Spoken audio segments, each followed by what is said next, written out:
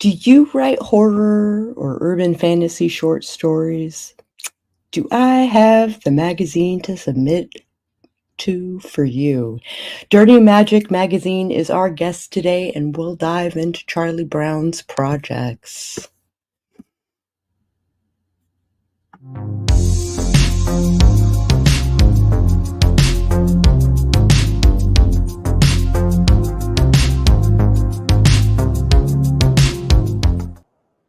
Okay. I am Sako, artist, author, and a bunch of other things, but we'll just mention that I'm self-published 3 times over. I've been working on my craft for decades, and now I'd like to share my skills with you guys. Same guy every week. I'm the one out here, more affectionately known as the moon. And if the thing says, wait, it's over there, it's over there. I'm the doer of things. I do all kinds of things. I've been published once. I have a couple of film projects that have just been booked. So that's pretty fun. And again, doer of things, Omni hat. You've seen the show, you know how it works. Maybe they've seen the show. Maybe. Well, if you haven't seen the show, then finish watching this one. Go back, watch all the other stuff, and then this will make a lot more sense to you then. Mm-hmm. You should be watching the show already. Why aren't you watching the show? Well, they're watching it now? Question mark? Watch this show. We'll see how it goes. All right. So C.D. Brown is a writer, filmmaker, and educator from New Orleans, Louisiana. His books include Vamp City and Fate Stiletto, and he edits and publishes Dirty Magick Magazine. He has written and directed 2 feature films, including Angels Die Slowly, a gothic neo-noir available on Tubi, which I will link in the description once we sort everything out. His short fiction has been included in many recent anthologies, including Unicorns vs. Clowns in Hell, Gen X, and Strange Aeon 2020. He teaches first-year writing at Tulane and Loyola University, New Orleans. Hello, everyone. Glad to be here. Very excited to... this is the first post-Dirty Magick podcast I've done. The last one I did, I was trying to raise money for it, and now it's a real thing. It's out there in the world, and I'm very, very excited for more people to start putting their eyeballs on it, and hopefully they find my taste as enjoyable as I do, because the stories the first few stories that are coming up are really, really strong. I mean, all the stories I picked are really, really strong. It was one of those situations where you only have so many slots, and I did have to turn down a couple of really, really excellent stories that, either there was something was very similar to another one, and I picked one over the other, or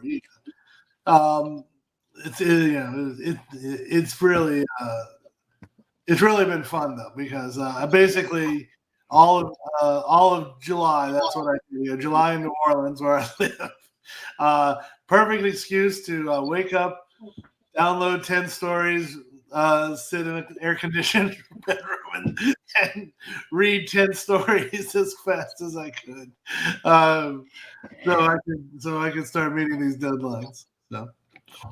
I was about to ask, what is the most difficult part of compiling stories into a magazine? And I suspect you might have just told us. No, well, I mean, when you're doing it all by yourself, 250 stories is a lot. That's what I got. I got 250 stories. Wow.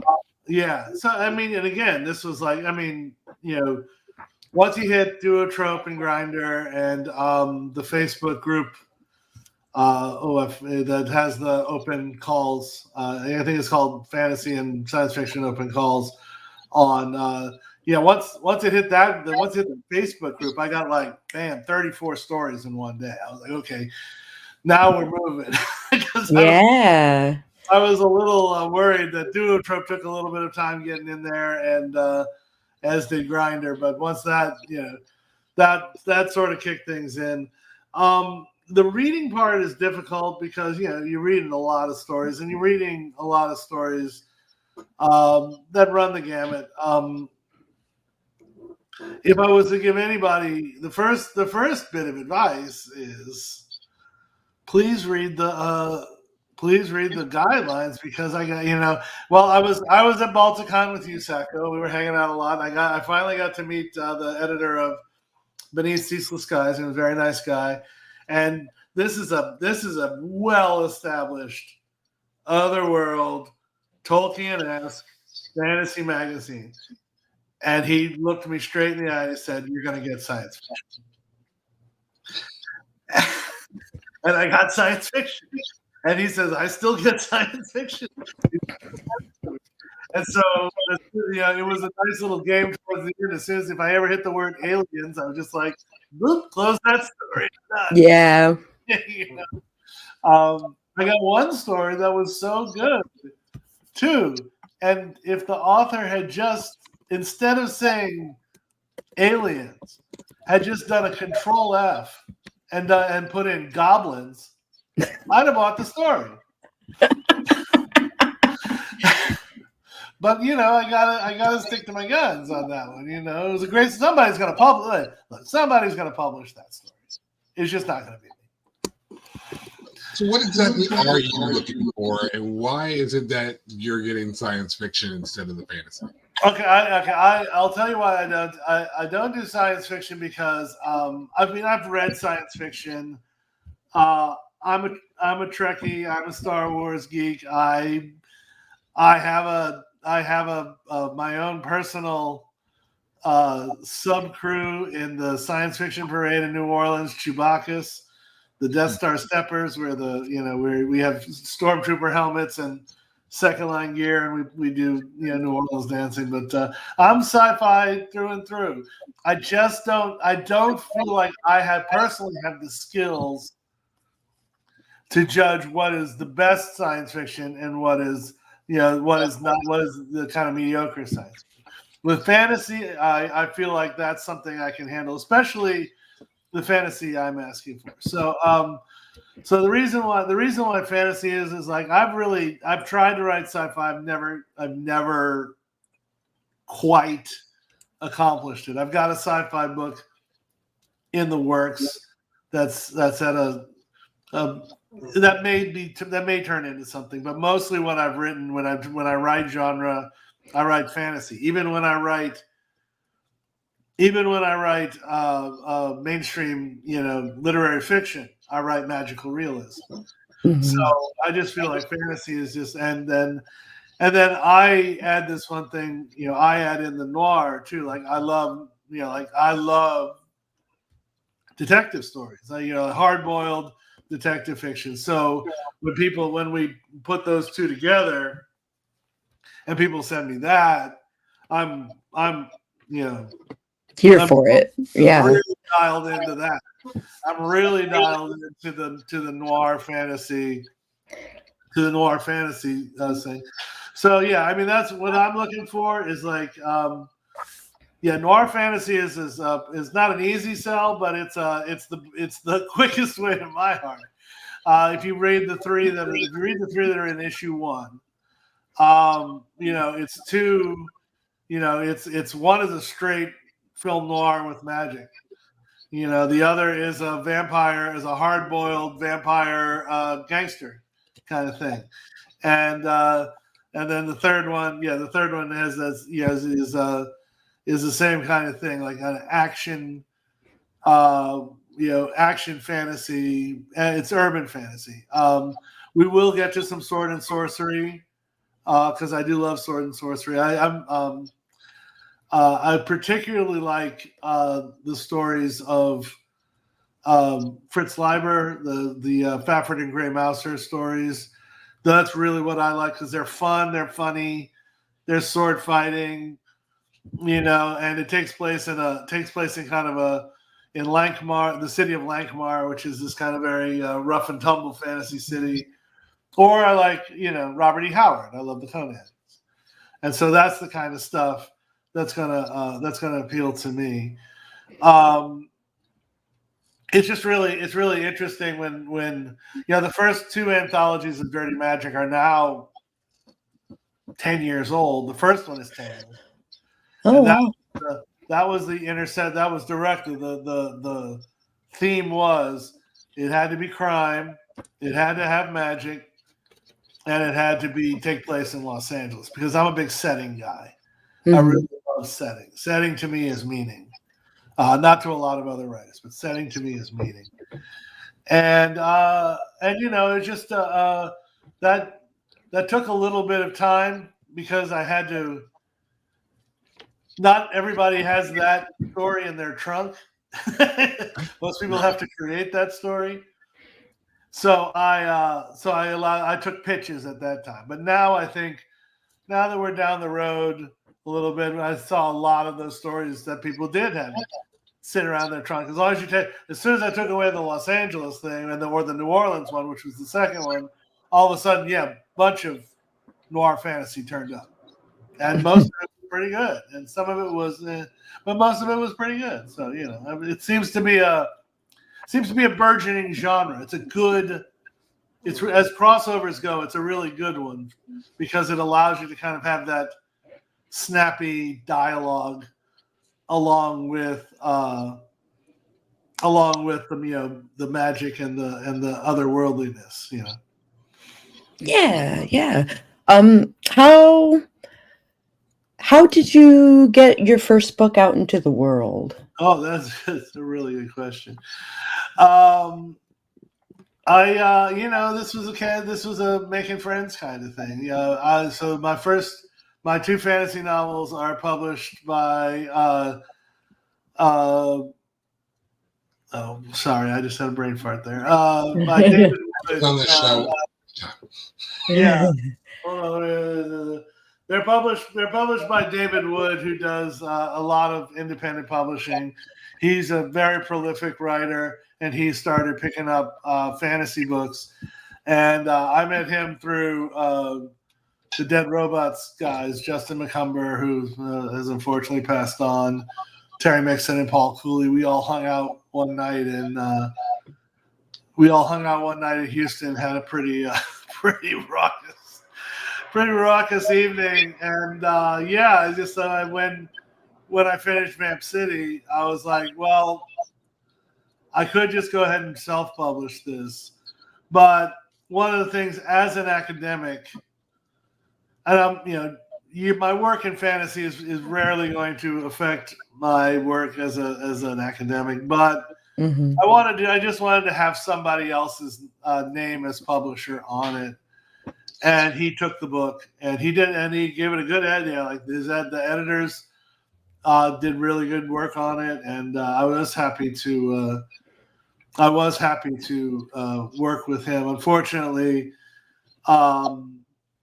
he's run into some, he had the COVID kind of really hurt his business. So the sequel to Vamp City, which is 90% ready, is going to be self-published, and that's going to probably come out in October.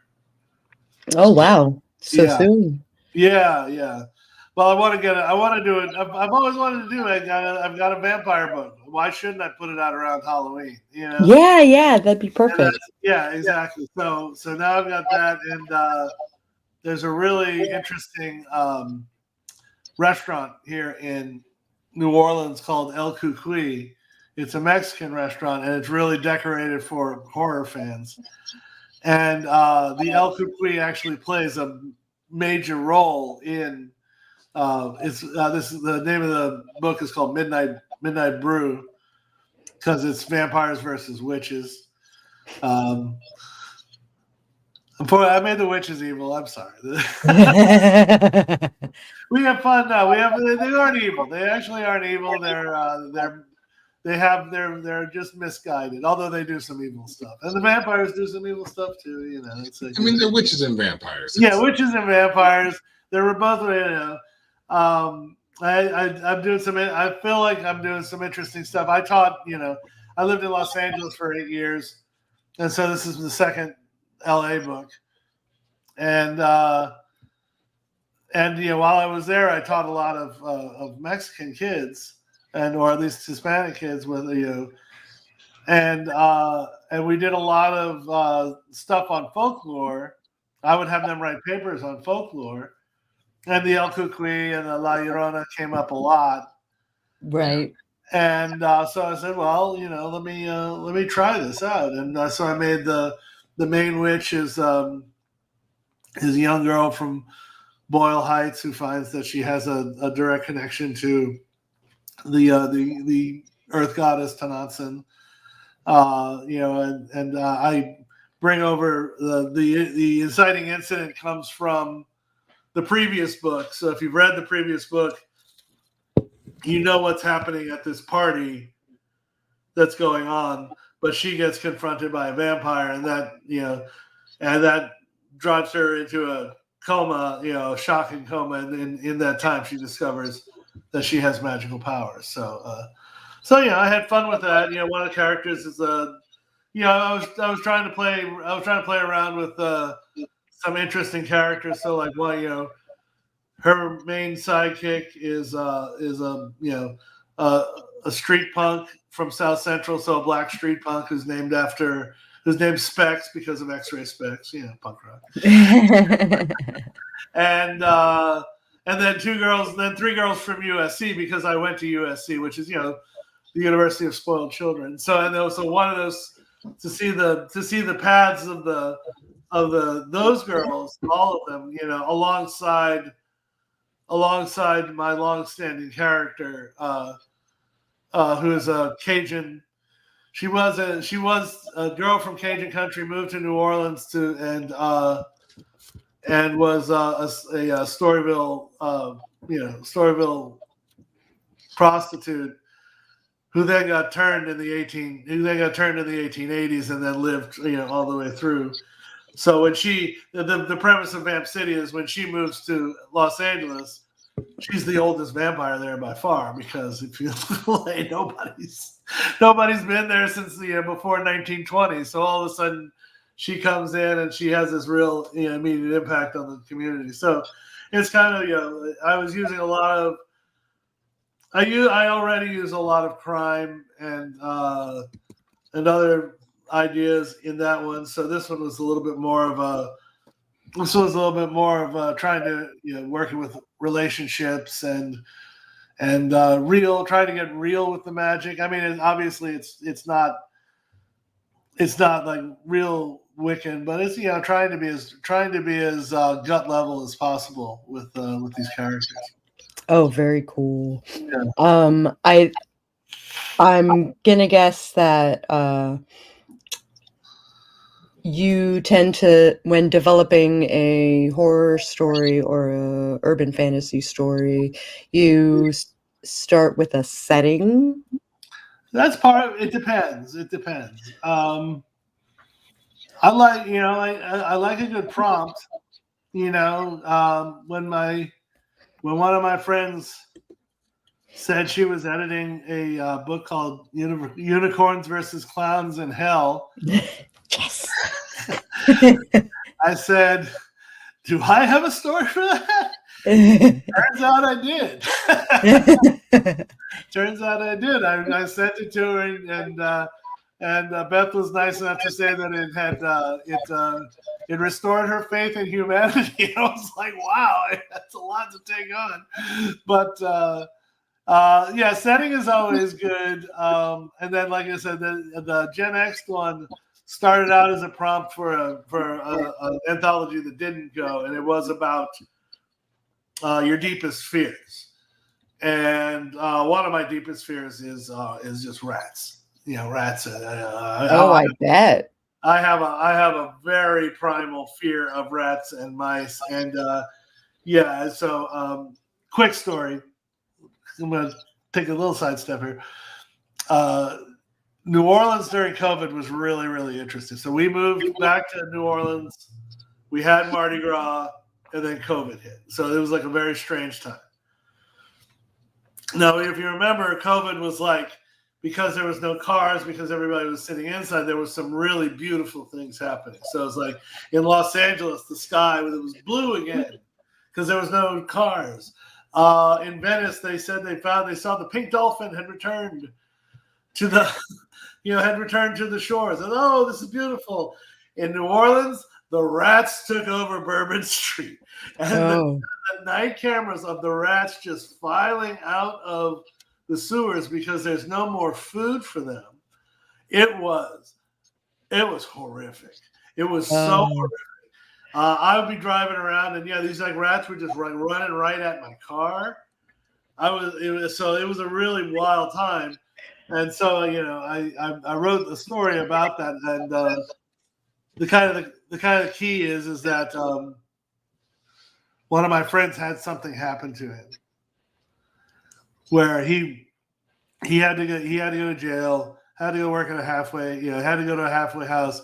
And he had to work a very working class job at a now closed but very missed diner called the Hummingbird Grill in New Orleans. And the chef told him to go get a pack of bacon out of the walk-in closet. So he walks in the closet and he felt something fall on him. Oh no! Yeah, he pulls it up and he throws it on the ground, and it's a rat. And the rat scuttles away. So he goes straight to the chef. He says, "Chef, there's a rat in the walk-in." And the chef says, "Oh, yeah. You got to pound on the door a couple of times to let him know that you're coming in." And he said, "You're taking the rat side?" so that I said, I gotta write a story about that. And so that's how the Gen X game came up. Yeah. Setting does tend to have a little bit. If I can find a good setting and a character with a hook, then I've normally got something. Because it took me a really long time. I've been writing fiction since the early '90s. I didn't finish my first novel until 2014. I was a screenwriter. And I just only had enough plots for movies, so I could pump out a novella, but a true novel took me. I'm one of the few people. I had to go to grad school. I had to go to grad school to really learn how to write a novel. So. Oh, I get that. You got to put in the time. Yeah. And yeah. Yeah. And just been having that year of minimal work and expectation of you have to finish this before these 2 years are up. That really put me in a good place, and I wish that book had done better because it's my big sprawling dedication to New Orleans, and now unfortunately it's out of print. I have to. I have to self-publish it to get it back out there, and I just haven't had the follow through yet to get it done. I know what you mean. Push. Yeah. Push. Yeah. We're gonna push you to do it now. Yeah. I think it's a good book. I mean, it's very much inspired by Confederacy of Dunces, which anybody who spends 5 seconds in New Orleans is inspired by Confederacy of Dunces. But I need to get that out there. So it's just that one was my baby. But Vamp City and Fate Stiletto, which are still out there, and my short story collection are still. I still feel good about both of them. Okay, that's awesome. What advice would you give a new writer? Well, that's good. Okay, so all right. Well, let me tell you, I wrote a blog post for Dirty Magick, kind of as a follow-up for my guidelines. And it's one of the things that the first thing that I want a novice writer to do is I want them to embrace the trope that they're working with. So this I think this might be a personal preference, and so that if it is, that's fine. That you might be able to get away. You might not get away with, but someone else, again, might want to buy this kind of story. But I found the story that was basically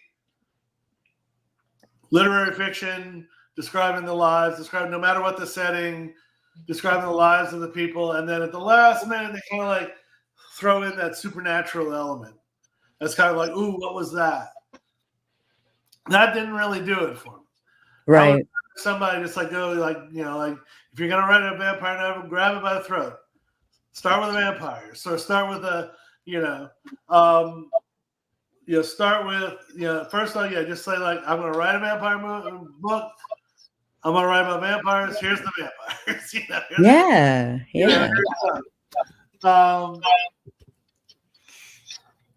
The other thing, I'm sure this has been preached by y'all already, but I'm gonna back it up. Once you have the basics of the story down and you've written it, go to the first paragraph. In 3 words, they're in Latin, in media res. Are you starting in the right point? Yeah. Are you starting at the right point? Is it in the middle of something? Do you have something that you can hook a reader with? I have dropped multiple authors because of info dumps. If you start a book with an info dump, or if you start a short story with an info dump, I gotta move on. I gotta move on because you're not telling me a story. You're telling me your research. Yeah. It's like, I teach first year writing. You start an essay with a definition. I'm like, come on. Anything else than according to Webster's dictionary? Come on, stop it. Write something interesting. Have a first line.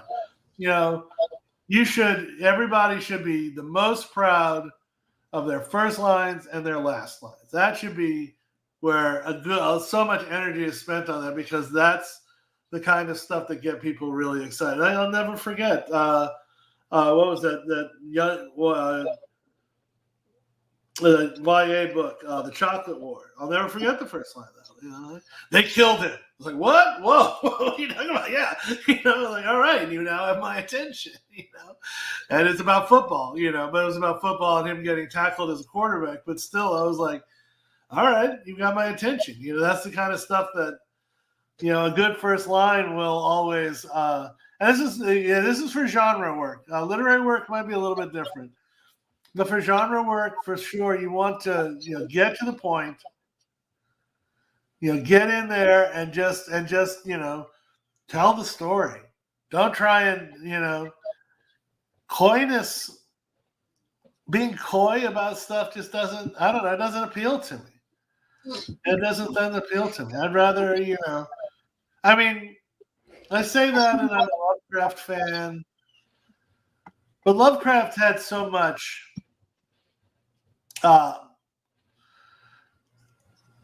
aura. It was like that aura. Even though he was like not showing you directly what was in front of you, there was so much atmosphere that surrounded it that you feel it viscerally. And again, and I'm gonna say that again. Visceral, gut. Horror especially. You've got to punch somebody in the gut, or they're not. Or they're not going to feel it. Urban fantasy too. It's like, I told I taught screenwriting a little bit at Dillard in New Orleans, and they were like, like this thing that Hollywood has that I despise. It says that all of your characters have to be likable. What? I know, it's ridiculous. People in Hollywood talk about this all the time. All your characters have to be likable. I was like, that's ridiculous. Or at least your main character. I was like, that's ridiculous. That's ridiculous. Your main character has to have charisma. He doesn't have to be, he or she or they do not have to be someone that you like, but they have to be somebody that you want to spend time with. The Joker has charisma. Absolutely. and he's so far from the good guy. Like I'm so blown away that someone would actually say any of that. Like that blows my mind, especially in a space like horror, because we surround the book, the story, the movie, the whatever with unlikable people. Oh yeah, that's why you don't mind them dying. Right.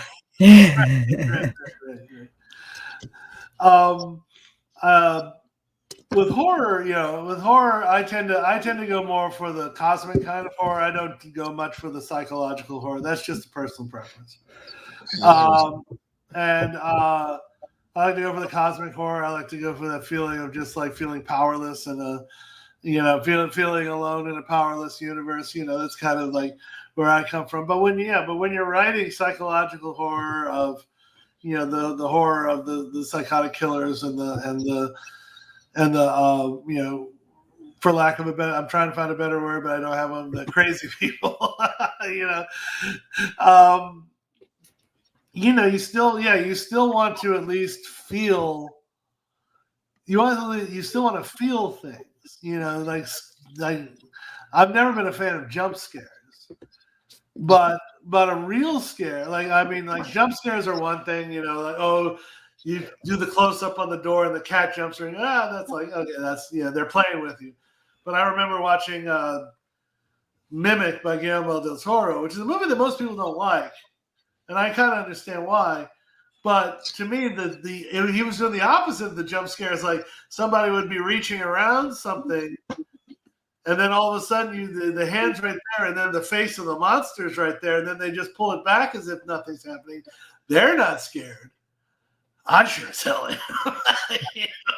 It's like, so those are the kinds of things that I like, is when there's the ironic, kind of stuff where you're just like, that I see what you're doing, and you're scaring the hell out of me, as opposed to just like blah, but blah works every now and again too. You still need it in the right moment, In the right moment, yeah. In the right moment. I mean, you need Jason to come busting through the wall eventually, Great to mention on Friday the 13th. Thank you. Yeah. Unfortunately, you know what? I'm gonna be honest with you. I've never seen a Friday the 13th movie. That's just not my thing. Oh wow. That's fine. Yeah. I don't think you're missing much. I would say watch the first one. You're good. Yeah. And the first one is just 80s camp.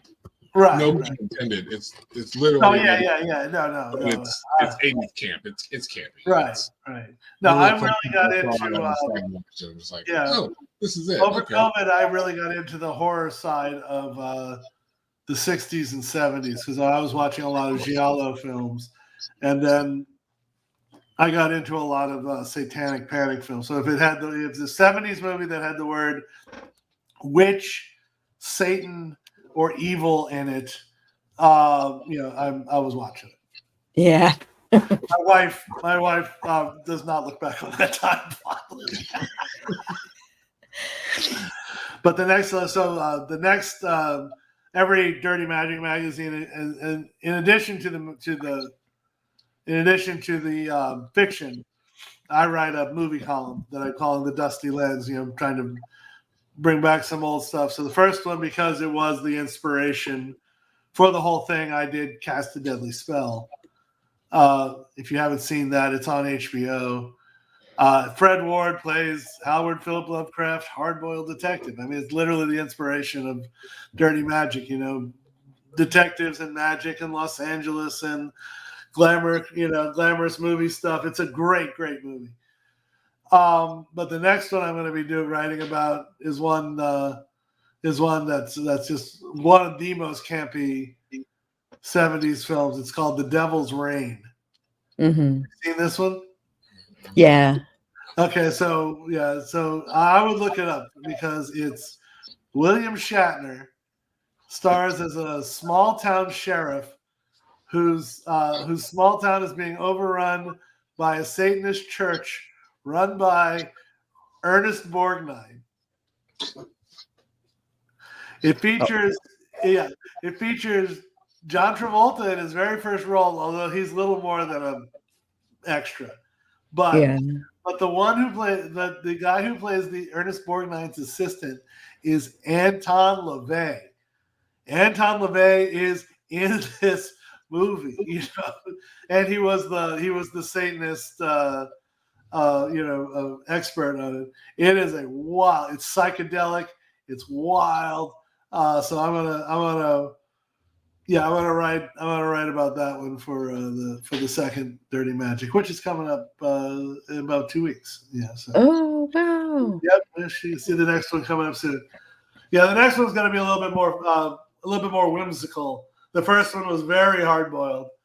The second one's going to be more whimsical. I've got a very funny story from Jennifer Povey about the mushroom trade in a dwarven city, and I've got a kind of an avant-garde story, which is a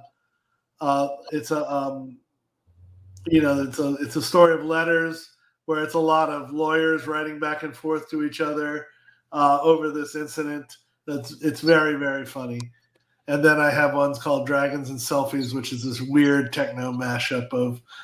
It's a very strange story, but it's really funny. So this one's the first one is the hard boil. The second one is whimsical, and then in 3 we start to get into the sword and sorcery. So yeah, we're just having, I was having fun putting them together, trying to find some thematic ways of, because I don't want to stick to hard themes necessarily, but I want those stories to kind of be in the same, corral. Same, hanging out at the same bar. Right, exactly. And so, there'll probably be some a little bit more swinging, back and forth towards the end, but the first 4 are definitely kind of in the same. Each one has a little bit of the same one in there. So, but it's just that, the thing about putting together a magazine and why I'm doing it is, first off, I just don't know. I don't look at the modern magazines and see who's publishing urban fantasy. Right. And that was the first one. I was like, this could be, and if I get, hopefully I'm gonna start building a subscriber base so that I can start adding more stories, because 3 is not a lot. I know that, Mm-hmm. but I've only got so much money, and if you want to, I feel like if I put out these 38 stories at first, then I'll be good, and then then hopefully people will pick up on that, but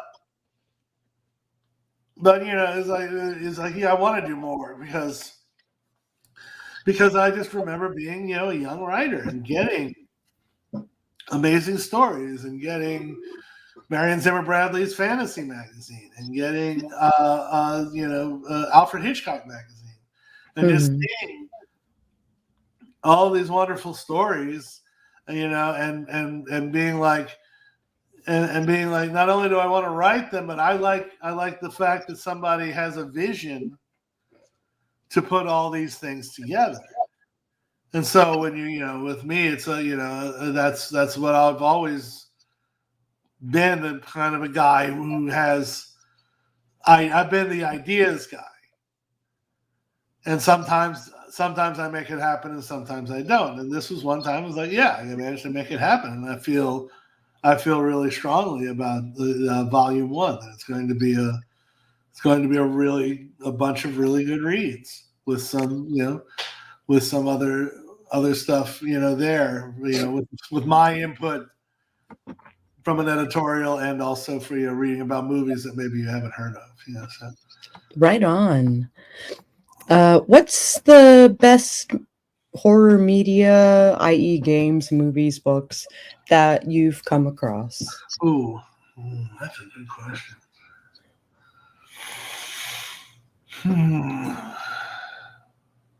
Well, I mean, I am wearing the shirt. I do love a good kaiju. Yeah. Godzilla's always the one. Is Godzilla horror? I guess we could have that conversation. Yeah, sure. The first movie.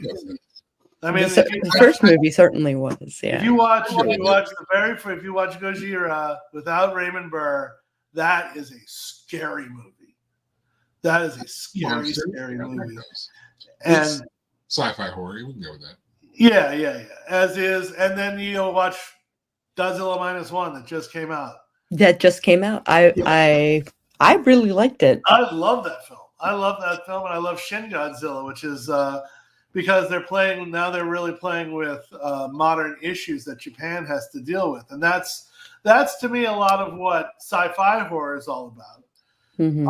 Is that you're making commentary on what's going on now by using the future. Like, so to me, when I got to teach history of film at the University of New Orleans for one semester.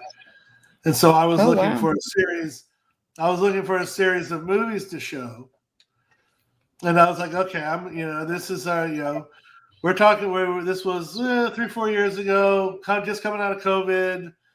Everybody's talking about people who don't want to work. There's a lot of workers' rights kind of stuff happening. So I did 3 movies in a row that talked about it. It was Forbidden Planet, which people think of as a cheesy movie, and it is The Tempest, reinvented. But the robot, Robbie, is a real working class hero. Has a real, has a real storyline. And then the one I'm talking about now, Alien, the first one. Mm-hmm. I mean, I was a sociology minor in school, and boy, was I like doing a Marxist interpretation of that thing right away. It's like the guys down in the bottom going, "We're doing this for a half share. We're getting paid how much? Y'all are getting paid how much? All y'all are doing is just typing on a computer. We're pulling this, we're doing all the work, and yet we're not getting paid." And then the monster comes along, and then all of a sudden, you see the line, workers expendable, and I was like, "Boop. This is real, man. This is what's going on right now, across America, even though it's a 40-year-old movie." And then the last one I chose was Moon, because that's just, have you seen that one? Great movie. I won't spoil it for you, but it's got Sam Rockwell as he's doing a solo run on the moon as a worker, and he's about to be go home. And then the movie goes from there. And it's very much a working class satire. And it features the now canceled Kevin Spacey, although Kevin Spacey doesn't appear in it. He only appears in it. He's the AI. He's the voice of the AI. And he's also very good at it.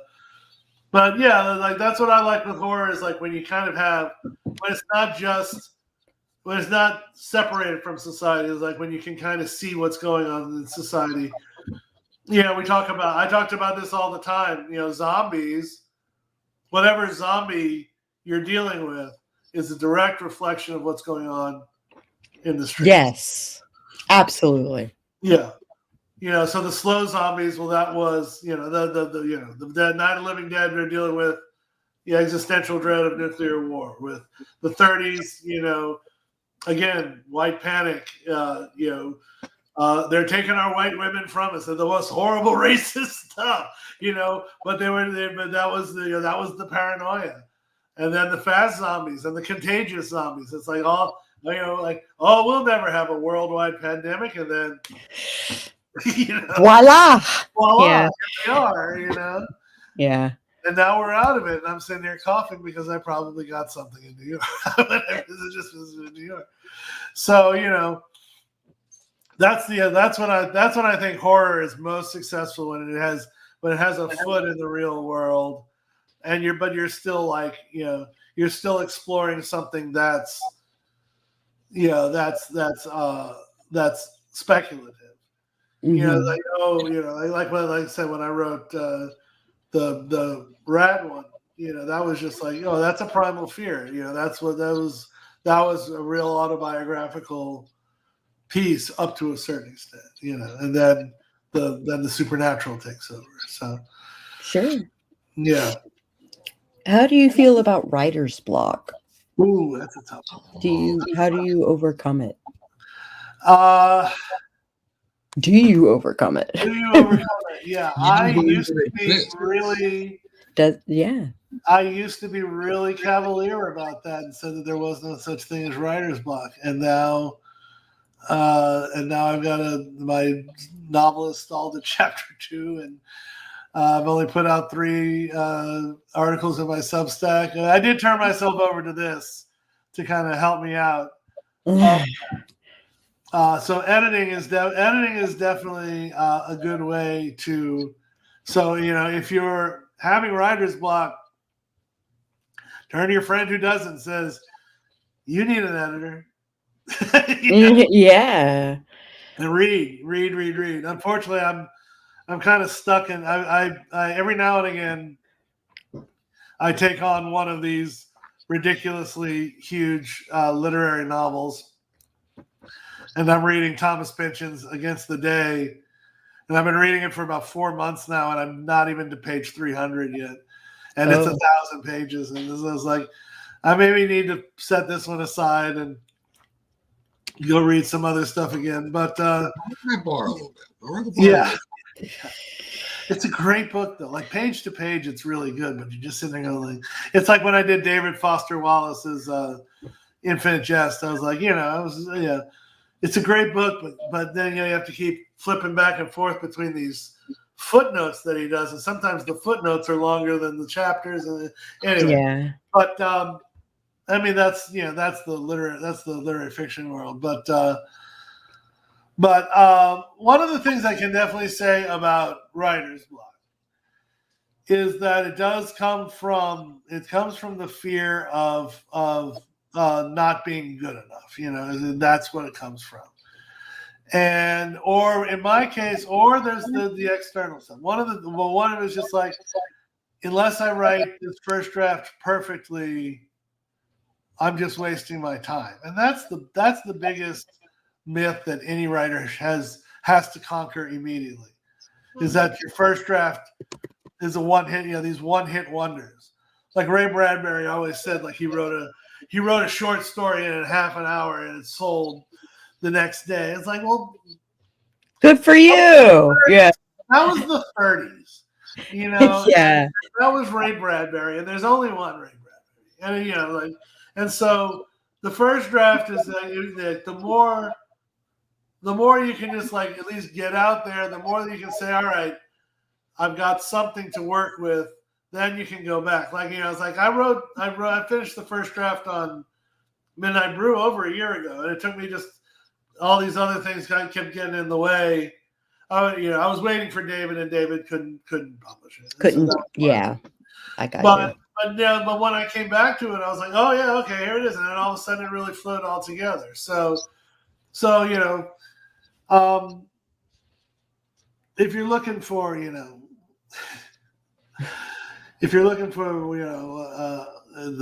day job, if you're looking for the day job to do this, college professor ain't it.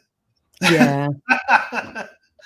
Yeah. I do find myself a little bit, like now that I've got 5 classes, next week I'm going to have 45 papers, and the following week I'm going to have 30 papers. So, you read a lot. Yeah, I do read a lot regardless.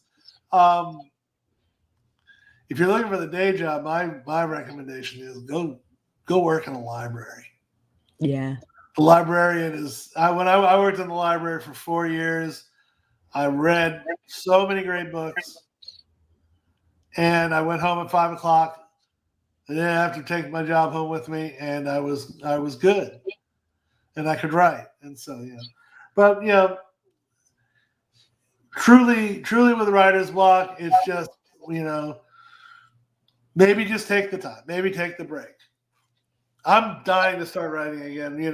This summer was, I just had a really epic summer. My wife and I went to Europe. Sweet. And we went to London and Paris and Venice and Rome, and just had so many great experiences. And then I got the magazine rolling. So now it's like, okay, now it's my turn. Now I can start, putting my own words back out there. And so, just mostly it's just like keep typing. Something's gonna work. Eventually, something's gonna work. And be honest. Once you're typing, let's show it to somebody else, and just don't live in a bubble with it, because bubbles can either be Dunning-Kruger, you think you've written the greatest short story ever when it's garbage, or they can be the self-defeating. You can have written a great story and you never send it out. It's like, but realize, but make sure that because you're never going to get an editor. I did it out of 250 stories. I gave one writer direct advice because she made a lot of mistakes, and I was just like, and she was obviously a young writer, and so I wrote her a long rejection letter with some direct advice on how to fix her story. But that's 1 out of 250. Nobody else got that. And so that day I was feeling nice. But just keep former writers group, have some accountability. This is what I took a maker's class in August, and this is what somebody made for me. I'll bring it up and it was about accountability in my writing, and it was like, get a partner and have some accountability like you guys have. Yeah, sure. Every day, every week, you've got to face each other and say, "You right this week?" No.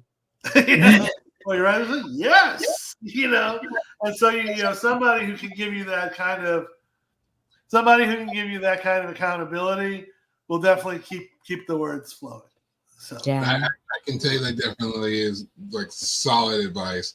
The beautiful thing about having a partner like Sako is like we do have these kind of conversations regularly. Even earlier today, I was talking about a project I finished a couple of days ago, and she keeps things accountable by doing her lives and writing in front of people. I write by her. We have like groups of people that we know from conventions that we've met. We're always talking about networking on this show, and that's one of the reasons why. It's for those exact purposes. Having someone that you'll trust, that you'll listen to, that will listen to you, that you can have as a resource, not just to go over your words and make sure they're spelled correctly, but to just make sure that you got the pen in your hand and you're still writing them. Right. All of that matters because as we all can attest, and we've said on this show a million times, you just got to do it. Like business, you got to write. Like you got to do it because you can't edit an empty page. I think what Sako. No, definitely not. Button chair time, yeah. But like I said, there you should build in sometimes when it's just like I'll definitely have a day. I was like, all right, I'm not feeling it. I've got a depressive personality. I know that about myself. So as to say, if you can't do it today, then definitely do it tomorrow. Another thing I started doing because of this makers workshop, because we had someone in to talk about creativity, is I got a notebook and I wrote down the 4 things that I have to write that week. And I either get them done during my office hours or before I go to school. And then it was like, and so eventually, right now it's Dirty Magick stuff. Right now it's for my, my New Orleans Substack to keep my reviews going out. But pretty soon I'm going to say, all right, chapter 3, or you've been putting off the screenplay for a little bit, So, I know what you mean. Yeah. Just like if I can do that checklist, and I was doing pretty good until a hurricane hit us. Yeah. But I'm going to forgive myself. Oh no, I'm going to forgive myself. Just like I didn't exercise this week. Monday morning, I'll be out there walking my ass, and throwing around the kettlebells because I got to, You've got to write just like you've got to exercise, just like you've got to eat right, just like you've got to every now and again go out and be social, because that being social feeds your writing like nothing else. I think being isolated is the greatest myth of writing. That being social and being around people, that's where your stories come from, because somebody else is going to yes and you. And then you're going to yes and them. And then all of a sudden you got a whole lot of yeses, and yeses mean words. You know? Yeah. One last question as we start to wrap up. Where can people find you and your work? Right now, I'm concentrated mostly in Dirty Magick Magazine, so dirtymagickmagazine.com. That's the big one. I have a link to my YouTube page in there in the About Me. Yeah, the YouTube stuff I've been doing a lot of music videos over the past 4 years of local. I just wrapped up a series with a local punk metal guy who's doing this transition to techno music. It's very I do a really bad job of describing it, but we've had a lot of fun. He wanted basically what he's trying to do is he's tired of dragging around band members. So what he wanted was be able to put together a show where he's just him, guitar, and tracks. But he thought that would be boring. So he said, let's make a video for every song. And then when I'm touring, I can play the videos behind them. And so, so that's what we did. It took us a couple of years to do it. Maybe it might have been 3. It took us about 3 years to do it because we had no money. But some of them I'm really proud of. Some of them I'm like, okay, some of them was filler. There was some filler. It wasn't all killer, but there was one song that I managed to make the video of. It's an absolute tribute to 80s action films. The ones that you walk into the video store and it's like you've never heard of it, and it's kind of fuzzy. You're not real sure what's going on, and we had a lot of fun with that one. And then the last one we did, I took all the old videos and I ran them through a rotoscoper so that they're animated, and he's like sleeping and tossing and turning, and so he's dreaming of his old videos while trying to get over his girl. So we had some fun with that one. Yeah, I'm hopefully gonna do a new video soon. I've got my friends have a darkwave band, and they have a horror rock band, and they did a darkwave album that's just the two of them. And they gave me this great song, and I have this really good 70s Satanic Panic video ready to go. It just needs to be like not 95 degrees here. Yeah. Once it's not 95 degrees and we can go out into the bayous and do some filming, we're going to come back with something really amazing. So very cool. Yeah. Very cool. And then Angels Die Slowly is on Tubi. One of the most what's the where you where the advertise one of the most bait and switch movie posters you'll ever see is on my film. There's explosions and guns and all the stuff on the Tubi, and then you get in there and it's this quiet little noir. So sorry about that. I love my movie. I feel so close to it. It's been almost 14 years now. So but I really love that movie, and I hope other people will too. So as I was saying before him, I think I froze. I don't know if you can still hear me or not. Yeah, I can hear you. Yeah, we can hear you. That's cool. I froze in a really cool pose. Yeah. I was trying to watch the movie prior to the show starting. Things got in the way. I didn't get a chance to finish it, but I'll tell you, you'll walk in and you're not going to immediately know what's happening. And it's like the good part about it. Like you're like, okay, I don't know exactly what's happening. I got to keep watching. Oh, and good. Then, it goes into one angle. And you're like, okay, so what's this angle with the tarot cards? And then you're like, all right, cool. I'm gonna watch this and figure out what this is. Like, okay, well now that's leading into this. It's like, all right, now I gotta watch this. So you will be locked in. You will be hooked into this movie and into this world with the Goths and such in New Orleans. So if you do get a chance to go to Tubi, please check out that movie. Yeah. The whole thing was we went from the movie started linear, and then we went non-linear with it, and then the big revelation that me and my producer had was like, we have this tarot card reading, and the tarot card reading is directly reflecting the action that takes place, and so that ends up being the frame for the non-linear movie. Yeah. And the funny thing is, I pretended to be the character and threw the tarot cards, and I didn't change one. That's just how it came to me. And so that was kind of cool. I thought I was gonna adjust the tarot cards. No, it came to me exactly like it is in the movie. Wow. Yeah, that was pretty special. Yeah. All right. Well, it's been super awesome talking with you today, Charlie. Thank you Dirty so much. Magic Magazine and various other awesome projects. Yeah. We are all about wearing all the hats. We really are. Please subscribe. It's a cup of coffee a month. Yeah, he crashed. It's a cup of coffee a month.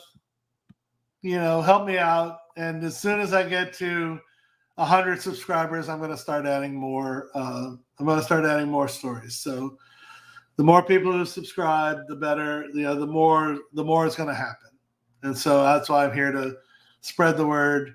Go to dirtymagic.com/subscriptions and go through either Patreon or Substack, and you'll be able to get it right into your mailbox, or right into your mailbox, however you want it. So okay.